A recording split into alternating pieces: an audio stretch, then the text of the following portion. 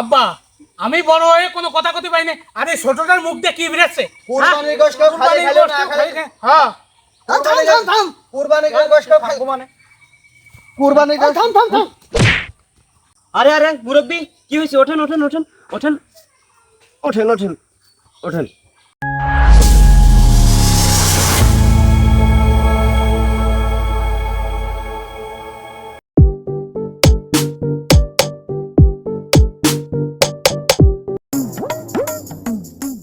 মনির ফারুক নুরুপুরা কোনে রে মনি?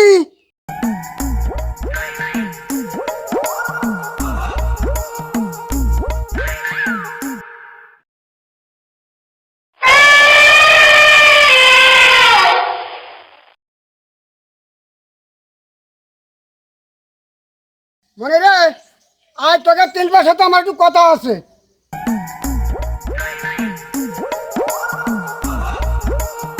মনি শোন, মনে মনে আমি নিয়ত করছি, আল্লাহ রহমত করলি এই গরুটা আমি কুরবানি দেবো। বাবা তোরা তো বড় হয়েছিস, কোনো কাজ কাম করতে যাস না, কুরবানি গরুটা একটু খাওয়া।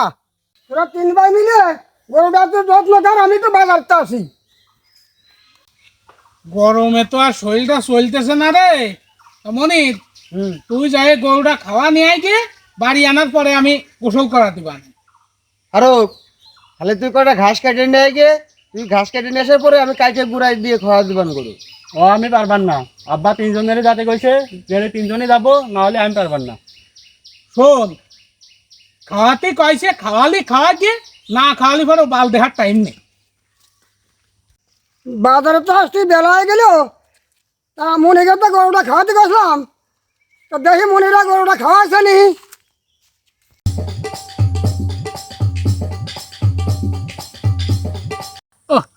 আর 2 দিন পরে ঈদ, আমার যে কি আনন্দ লাগতেছে রে। এবার গরুটা জবই করলি পারে, বসাবো গোস্ত কায়দা করিয়ে। এই শোন, তোকে দূরে আগের থেকে কয়ে তুলছি, আমার শ্বশুর বাড়ি গোশ পাঠান লাগবে কিন্তু। নিতাম 15 কেজি, তা এখন 3 ভাই আসি যেহেতু, তা কেজি 10 তো নিতেই হবি। তা আমি তো শ্বশুর বাড়ি যে আমার 5-7 দিন থাকা লাগবে না, 10 কেজি গোশ আমি নিয়ে যাব। তোরা কিন্তু কেউ কোনো অবজেকশন দিবি না কিন্তু। কি তুই একাই 10 কেজি নিবি? তাহলে আমরা কি নেব?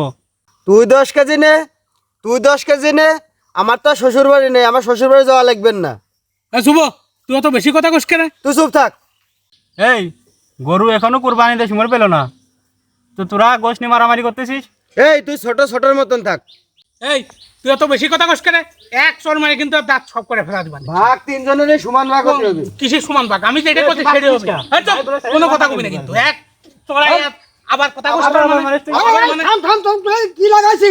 আরে তোরা 3 ভাই, ওরা তো গরুটা খায়, গরুটা না খায় তোরা হানা মারামারি করতেছি। মারামারি করবো না কি করব? ও বলে গোশ একাই নিবি বলে। হেওনো বাপের কোনো কিছু ভাগাভাগি হয় নেই, আজকে তো কয়ে দিচ্ছি সমান সমান সব ভাগ হবে। আব্বা আমি বড় হয়ে কোনো কথা কইতে পারি না। আরে ছোটটার মুখ দিয়ে কি বেরাচ্ছে? কুরবানির গোশ কেউ খালি খাইলো না খালি। হ্যাঁ থাম থাম থাম থাম, কুরবানির গোশ কেউ খাইবো মানে কুরবানির গোশ থাম থাম থাম। আরে আরে মুরব্বি কি হয়েছে? ওঠেন ওঠেন ওঠেন ওঠেন ওঠেন ওঠেন ওঠেন। আচ্ছা মুরব্বি, এত সময় ধরে দেখতেছি আপনাদের মধ্যে গ্যাঞ্জাম চলতেছে, তো এই 3টা আপনার কি হয়? এই 3টাই আমার ছেলে। কি? বাবা ওদের কথা বলে লাভ নেই, ওরা খুব বিয়াদব। বুঝলাম, তো আপনাদের মধ্যে কি নিয়ে এত সময় ধরে ঝামেলা চলতেছিল? হুজুর আমি একটা গরু কুরবানি দেবো, ওরা কুরবানির আগেই ওরা গোস্ত নিয়ে মারামারি করতেছে। কি মুরব্বি, আপনি এসব কি বলতেছেন? কুরবানির আগেই গোশত নিয়ে গ্যাঞ্জাম শুরু করছে? তাহলে আমি কি আপনার ছেলেদের সাথে একটু কথা বলতে পারি? বলেন। আসসালামু আলাইকুম। ওয়ালাইকুম আসসালাম। আমি কি আপনাদের সাথে একটু কথা বলতে পারি? কি বলবেন বলেন। আচ্ছা, আপনারা কি কুরবানির ফজিলত সম্পর্কে কিছু জানেন?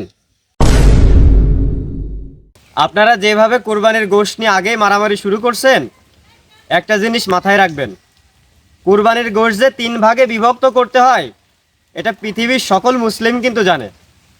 তাদের মাথায় একটা জিনিসই আসে না, যে কুরবানির গোশত এবং গরুর রক্ত কখনোই কিন্তু আল্লাহর কাছে পৌঁছায় না। আল্লাহর কাছে পৌঁছায় কি জানেন? সৎ নিয়ত। গরিবের হক কিন্তু আপনারা যারা কুরবানি দিচ্ছেন তাদের মাঝে রয়েছে। আপনারা এই জিনিসটা সবসময় মাথায় রাখবেন যে সৎ নিয়তে যদি কুরবানি দেওয়া যায় আল্লাহ তাআলা কিন্তু কবুল করেন। তো আপনারা কুরবানির গোশত নিয়ে আগেই মারামারি না করে গরিবের হকটা যাতে ভালোভাবে আপনারা বিতরণ করতে পারেন এটা নিয়ে চিন্তা করবেন। ভাই, আপনারা 3 ভাই কিন্তু প্রাপ্তবয়স্ক, আর আপনাদের বাবা কিন্তু অনেক মুরব্বী।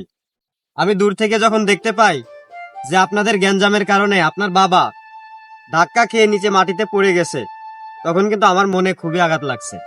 তো কোরবানির ঈদ সামনে রেখে আপনারা কেউ কখনো কারো মনে কষ্ট দিবেন না।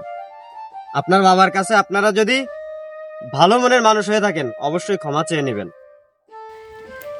বাবা, তোমরা যে বড়টা বুঝতে পারছো এটা আমি অনেক খুশি। আচ্ছা, আপনার ছেলেরা ভুল করছে, তারা ভুল স্বীকারও করছে, আপনি তাদেরকে ক্ষমা করে দিয়েছেন তো? হ্যাঁ দিছি। আচ্ছা ঠিক আছে, আপনারা মিলেমিশে থাকবেন, ঠিক আছে? আচ্ছা আচ্ছা।